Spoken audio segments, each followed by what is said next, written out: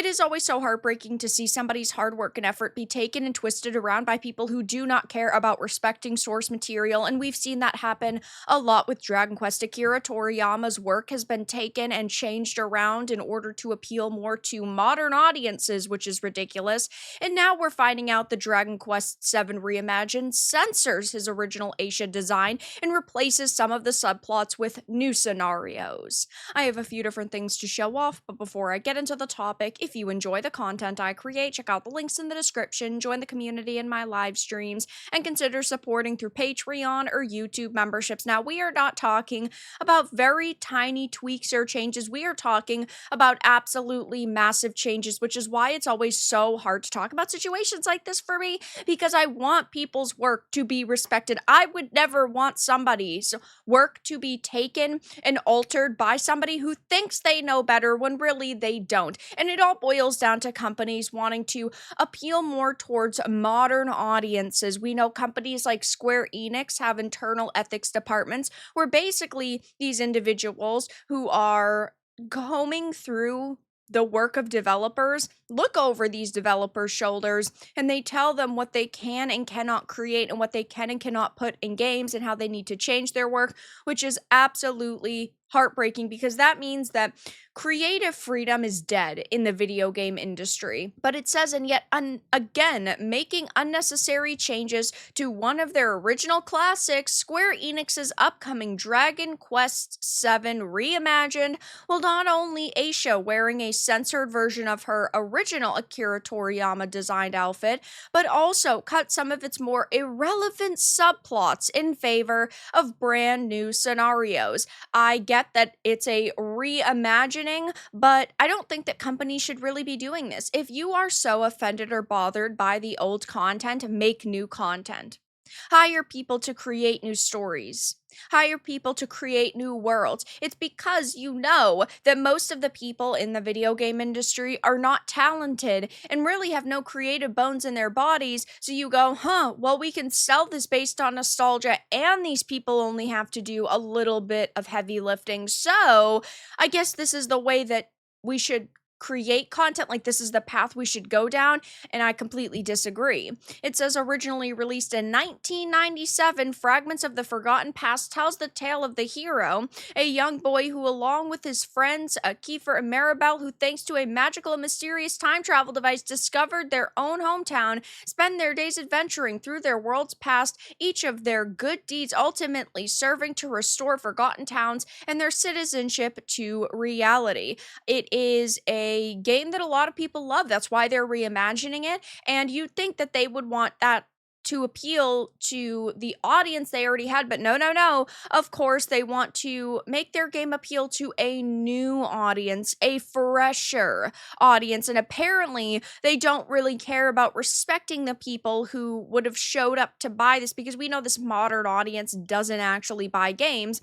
And despite his professed love for Toriyama's character design, Reimagined's first trailer reveals that the party's resident warrior dancer, Aisha, has been covered up in comparison to her original depiction. Now, of course, there are a lot of people who are going to say, oh, it's only a little bit of extra added fabric, it's not that serious, but all censorship is censorship, and all censorship is serious, because we know that if you give companies an inch, they will take a mile, and Square Enix is no stranger to censoring designs. I mean, even look at what they did with Tifa just a few years ago. Absolutely horrendous decision, and I will never agree with them adding even a tiny piece of fabric to a character's design.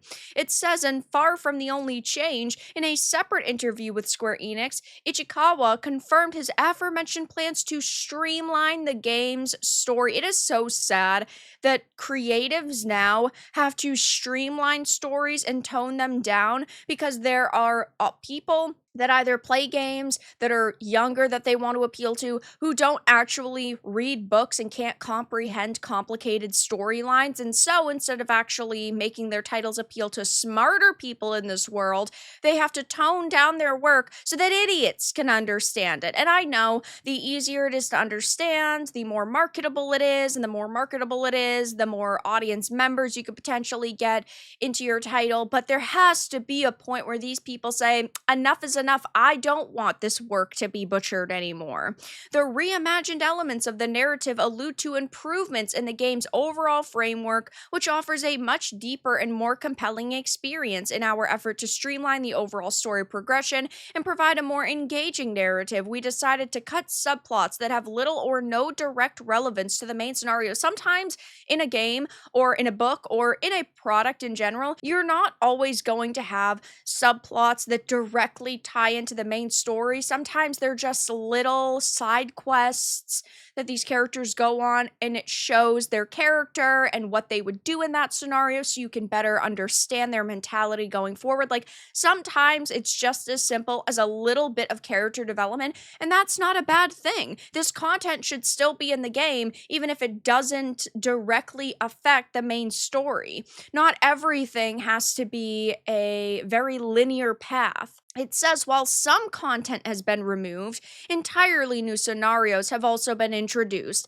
Our goal was to build upon the strengths of the original game while striving to deliver a deeper, more immersive story experience for modern players. So we don't know exactly what has been removed, but we do know that there are outfits that are censored. We do know that there is some content that's been removed. None of this sounds particularly good to me, and over the past couple of years, we've seen a lot of different changes to Dragon Quest and even just video games in general, obviously, but Akira Toriyama's work has definitely been targeted, that's for sure. Japanese fans were unhappy with Square Enix's decision to censor female characters in the Dragon Quest III HD 2D remake. Everyone involved should apologize at Akira Toriyama's grave.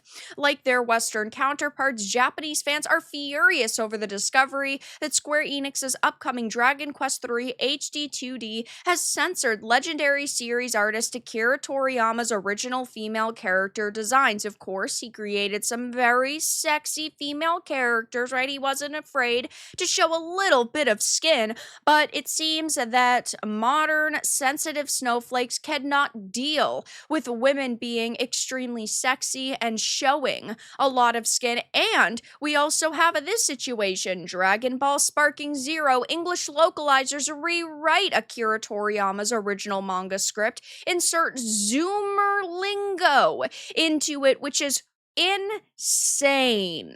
Okay, I get that there are going to be sometimes in a localization process where something just doesn't translate 100% properly, and you might need to play with words a teensy bit.